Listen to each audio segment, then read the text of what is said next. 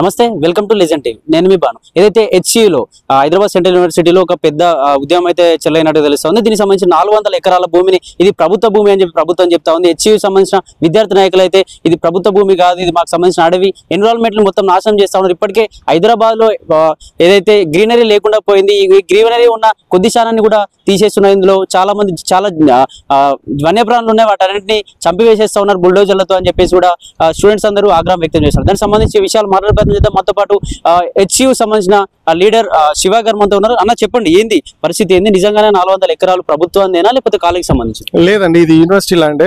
మరి ఎక్కడో ఏంటంటే ప్రభుత్వం ఏమో వాళ్ళ వెర్షన్ లో చెప్తుంది. 1974 లో చాలా స్పష్టంగా ఆర్టికల్ 371 ఈ కింద చాలా అంటే ఇక్కడ ఈ ల్యాండ్ కేటాయించడం జరిగింది. ఈ 6 పాయింట్ ఫార్ములాలో సెకండ్ పాయింట్ వచ్చేసి చాలా స్పష్టంగా రాశారు. ఏంటంటే ఈ యూనివర్సిటీ ఆఫ్ హైదరాబాద్ సంబంధించిన 2300 ఎకరాల ఏదైతే ల్యాండ్ ఉందో అది చాలా స్పష్టంగా అకాడమిక్ బేస్ మీద వాడుకోవాలని చాలా స్పష్టంగా వాళ్ళు రాసిచ్చిన డాక్యుమెంట్ ఏదైతే ఉందో యూనివర్సిటీ దగ్గర ఉంది, ఆ డాక్యుమెంట్ లో చాలా స్పష్టంగా ఉంది. కాకపోతే యూనివర్సిటీ వాళ్ళు అప్పుడు 1974 ఆ పీరియడ్ లో ఇక్కడ ఇదంతా అడవి ప్రాంతం, అసలు హైదరాబాద్ లో హైటెక్ సిటీ లేని పీరియడ్ అది. అసలు ఇదంతా అడవి భూభాగం, అంతా కొండలు చెట్లు ఇట్లాంటివి ఉన్న ప్రాంతంలో ఆ టైంలో ఇట్లాంటి అంటే ప్రాంతంలోకి ఎవరు కబ్జాలు చేస్తారులే, ఎవరు దీని మీద ఫోకస్ చేస్తారనే ఉద్దేశంతో యూనివర్సిటీ కూడా కొంత నెగ్లెక్ట్ చేసింది. దాంట్లో మ్యూటేషన్ చేసుకోవడంలో ఒక మిస్టేక్ ని టెక్నికల్ ఇష్యూని చూపించి ఈరోజు ఈ యొక్క కాంగ్రెస్ ప్రభుత్వమే కాదు, ఇది చంద్రబాబు నాయుడు నుంచి బీజాలు పడుతున్నాయి. చంద్రబాబు నాయుడే దీనికి ఒక బీజం వేసుకుంటూ పోయిండు. 2003-2లో వచ్చేసి ఎవరికో పిల్లిరావు అనేటోడికి వాడికి ఇచ్చేసి ఒక ఫార్మా కంపెనీకి ఇచ్చేసి అది తర్వాత ఫేక్ అని, తర్వాత వైఎస్ఆర్ పీరియడ్ లో మళ్ళీ దాన్ని ఏదైతే అప్పుడు చంద్రబాబు నాయుడు అధికారంలో ఉన్నప్పుడు ఒప్పందం చేసుకున్నాడో దాన్ని వైఎస్ పీరియడ్ లో దాన్ని మళ్ళీ రద్దు చేయడం జరిగింది. తర్వాత బీఆర్ఎస్ గవర్నమెంట్ వచ్చి మళ్ళీ టీఎన్జిఓస్ కాలనీకి యూనివర్సిటీ ఆఫ్ హైదరాబాద్ లైన్ లోనే ఏదైతే యూనివర్సిటీ ఆఫ్ హైదరాబాద్ రోడ్లు అంటే భూభాగంలోనే రోడ్లు వేయడం ఇట్లా ప్రతిసారి జరుగుతుంది. అంటే ప్రతి గవర్నమెంట్ యూనివర్సిటీ ఆఫ్ హైదరాబాద్ అనేది ఒక హాట్ కేక్ లాంటిది. ఇక్కడ ఉన్న ల్యాండ్ వాల్యూ ఉంది, ఇది ఒక మంచి బయోడైవర్సిటీ పార్క్ లాగా కనిపిస్తుంది. కాబట్టి అందరూ కూడా దీని మీద కన్నేశారు. ఇది యూనివర్సిటీ ల్యాండే, చాలా స్పష్టంగా ఇది యూనివర్సిటీకి సంబంధించిన ల్యాండే, యూనివర్సిటీ కోసమే మేము ఫైట్ చేస్తున్నాం. అంటే వాళ్ళు ఏం చెప్తా ఉన్నారంటే ఈ రోజు జూపల్లి కృష్ణారావు గారు కూడా గాంధీ భవన్ లో ప్రెస్ మీట్ పెట్టి అది 20 సంవత్సరాల నుంచి న్యాయ పోరాటం జరుగుతుంది, దానిపైన అది ఒక అడవిలాగా రూపాంతరం చెందింది కానీ అది అడవి కాదు అని చెప్పేసి, ఇది ప్రభుత్వ భూమి అని చెప్పేసి జూపల్లి కృష్ణారావు గారు అంటాం. మేము విన్నామండి. అది ఏంటంటే జూపల్లి కృష్ణారావు కాదు, చామల కిరణ్ కుమార్ రెడ్డి గారు ఎంపీ గారు కూడా అట్లాగే మాట్లాడారు. అది 19 సంవత్సరాల నుండి ఖాళీ ఉంది కాబట్టి, చెట్లు పెంచాయి కాబట్టి దాన్ని అడవిగా క్లైమ్ చేస్తే ఎట్లా అంటే అది అబద్ధం.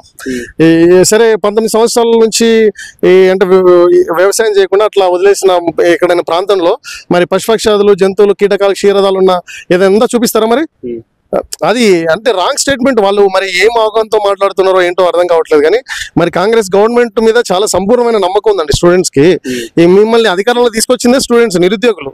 మరి అట్లాంటి వాళ్ళని మీరు ఈరోజు ఒక క్రిమినల్స్ లాగా, లేదంటే వాళ్ళని ఒక అన్టచబిలిటీస్ లాగా మీరు ట్రీట్ చేయడం అనేది మీకు కరెక్ట్ కాదు. ఎందుకంటే బీఆర్ఎస్ గవర్నమెంట్ కి వ్యతిరేకంగా ప్రతి ఒక్కరు పనిచేశారు. ఎందుకంటే 10 ఏళ్లలో నీళ్లు, నిధులు, నియామకాల సామాజిక తెలంగాణ పేరుతో వచ్చిన బీఆర్ఎస్ ప్రభుత్వంలో మాకు న్యాయం జరగలేదని ప్రతి ఒక్కరు పనిచేశారు. రాహుల్ గాంధీ గారు చేపట్టిన భారత్ జోడో యాత్రలో కూడా యూనివర్సిటీ ఆఫ్ హైదరాబాద్ నుంచి మేము పెద్ద ఎత్తున పాల్గొన్నాం. మేము మా టీము, మా వ్యక్తిగతంగా మా ఆర్గనైజేషన్, ఓబీసీ ఆర్గనైజేషన్ కూడా పాల్గొంది. వాళ్ళు ఏంటంటే క్యాస్ట్ సెన్సెస్ కులగణన చేస్తామని, బీసీ కామరెడ్డి డిక్లరేషన్ లో భాగంగా బీసీలకు ఇచ్చిన ఏదైతే హామీలు ఉన్న వాటిని చూసి మేమందరం, నేను వ్యక్తిగతంగా ఇది కాంగ్రెస్ ప్రభుత్వం నేను పనిచేసినాం, రేవంత్ రెడ్డి గారికి పనిచేసినాం. మేము రేవంత్ రెడ్డి గారు చేస్తున్న పనులకి మేము వ్యతిరేకం కాదు, యూనివర్సిటీ ల్యాండ్ మీద మేము వ్యతిరేకం, యూనివర్సిటీ ల్యాండ్ కోసం వ్యతిరేకం, ఈ విషయంలో మేము వ్యతిరేకిస్తున్నాం. మరి వాళ్ళేమో అవగాహన లేకుండా మాట్లాడతారు. ఇక్కడ జంతువులు లేవు, పశుపక్షాదులు లేవు, అదేదో 19 సంవత్సరాల నుంచి ఏదో పాడుపడ్డది కాబట్టి చెట్లు మొలిచినాయి, దాన్ని అడవిగా క్లైమ్ చేస్తారని అవగాహన లేకుండా మాట్లాడుతున్నారు. మరి వాళ్ళు ఎవరు, మరి ఏం డాటా తీసుకొని మాట్లాడుతున్నారో వాళ్ళు. అట్లాంటి ఒక రాష్ట్ర ప్రభుత్వానికి ఒక రిప్రజెంటేటివ్ గా ఉన్నప్పుడు ఒక యూనివర్సిటీ, ఒక ప్రెస్టీజియస్ యూనివర్సిటీ మీద వాళ్ళు ఒక ప్రెస్ మీట్ కండక్ట్ చేస్తున్నప్పుడు, నోటీస్ చేస్తున్నప్పుడు చాలా జాగ్రత్తగా మాట్లాడాలి, చాలా బాధ్యతతో మాట్లాడాలి. ఇష్టం వచ్చినట్టు మాట్లాడితే ఎట్లా? అదే కదండి మేము అనేది. ఆ బుల్డోజర్లు చాలా వందల బుల్డోజర్ రావడం వల్ల కొన్ని జంతువులు కూడా పడిపోయి, కొన్ని జింకలు కూడా కనిపిస్తా ఉన్నాయి, ఆర్తనాదాలు కూడా వినిపిస్తా ఉన్నాయి. అయినా కూడా రేవంత్ రెడ్డి ఇట్లా మాట్లాడడం, ఇంకా జంతువులు లేవు ఇందులో, ఇది అడవి కాదని చెప్పి ఇట్లా మాట్లాడడం ఎట్లా చూసుకోవచ్చు? మేము అదే చెప్తున్నాం అండి. ఇక్కడ రేవంత్ రెడ్డి గారు ఒక యూనివర్సిటీ ఆఫ్ హైదరాబాద్ కి వచ్చారు, కానీ పూర్తి స్థాయిలో ఆయన యూనివర్సిటీని తిరగలేదు. అక్కడికి వచ్చాడు, ఆ రోజు ఫుట్బాల్ ఆడే వెళ్ళిపోయాడు.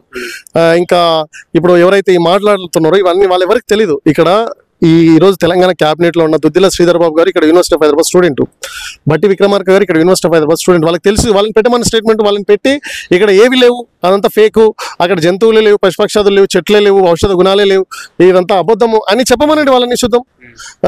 రెండోది ఏంటంటే రేవంత్ రెడ్డి గారు కూడా అంటే ఆయన మీద మాకు గౌరవం ఉంది. ఏంటంటే ఆయన ఏదైనా కొంత సబ్జెక్ట్ బేస్ మీద మాట్లాడతాడు, పూర్తి స్థాయిలో రివ్యూ చేసుకుంటాడు. మేము ఆయన ఇంటర్వ్యూలు కూడా చాలా విన్నాం.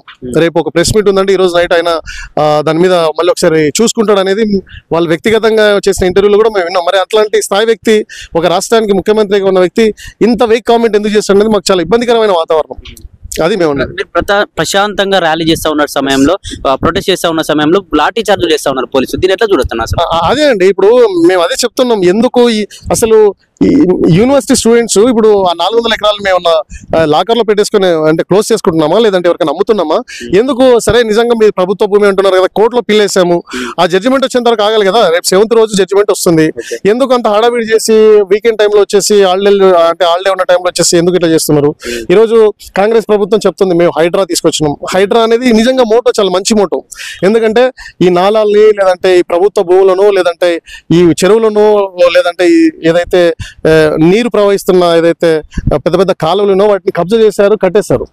జస్ట్ దాన్ని వాళ్ళు అంటే దీనివల్ల ఈరోజు వర్షాలు పడితే హైదరాబాద్ మునిగిపోతుంది. కాబట్టి రేవంత్ రెడ్డి గారు ఒక మోటో అనేది అంటే మంచి మోటోతో తీసుకొచ్చిండు హైడ్రా అనేది. ఏది మూసీ నదిని కూడా క్లీన్ చేస్తాం, హుస్సేన్ సాగర్ని కూడా క్లీన్ చేస్తాం అంటున్నారు.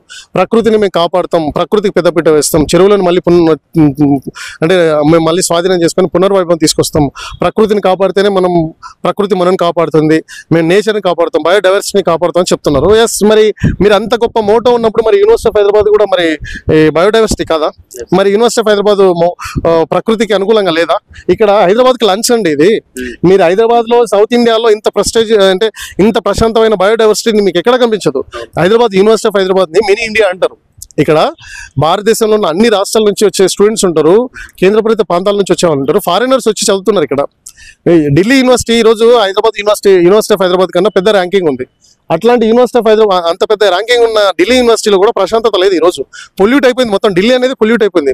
మరి ఇంత ప్రశాంతంగా ఉన్న యూనివర్సిటీ ఆఫ్ హైదరాబాద్ ని మరి పొల్యూట్ చేస్తే రేపు భవిష్యత్ తరాలకు ఇబ్బంది అవుతుంది కదా. ఎందుకు ప్రభుత్వం ఆలోచించట్లేదు? అయినా ఈ నిర్ణయాన్ని ప్రభుత్వం వెనక్కి తీసుకోకపోతే హెచ్యూ తరపున, విద్యార్థి నాయకుల తరపున నెక్స్ట్ కార్యాచరణ ఎలా? డెఫినెట్ గా అండి. ఇప్పుడు మేము ఆల్రెడీ కోర్టులో పిల్లేసాము. ఈ రోజు ఇది ఒక సైలెంట్ రెవల్యూషన్ జరుగుతుంది. ఇప్పటికే దాదాపు 400 ఎకరాల్లో 50% కొట్టేశారు, అంటే క్లీన్ చేస్తూ పోతున్నారు. ఖచ్చితంగా దీని మీద మేము పెద్ద ఎత్తున ఉద్యమం చేస్తాం. ఖచ్చితంగా కోర్టులో కూడా మేము పోరాడుతున్నాం. మాకు న్యాయస్థానం మీద నమ్మకం ఉంది. గ్రీన్ ట్రిబ్యునల్ కూడా ఎంటర్ అయింది. కొంత ఈ ప్రకృతి ప్రేమికులు కూడా వస్తున్నారు, జంతు ప్రేమికులు వస్తున్నారు. మాకు అంటే సినిమా ఇండస్ట్రీ నుంచి, రాజకీయ నాయకుల నుంచి, ప్రతిపక్ష అధికార పార్టీల నుంచి కూడా మాకు అన్ని రకాల సపోర్ట్ దొరుకుతుంది. మరి దీన్ని ఉధృతం కూడా చేస్తాం. మా ఉద్యమాన్ని మేము ముందుకు తీసుకెళ్లే ప్రయత్నం చేస్తాం.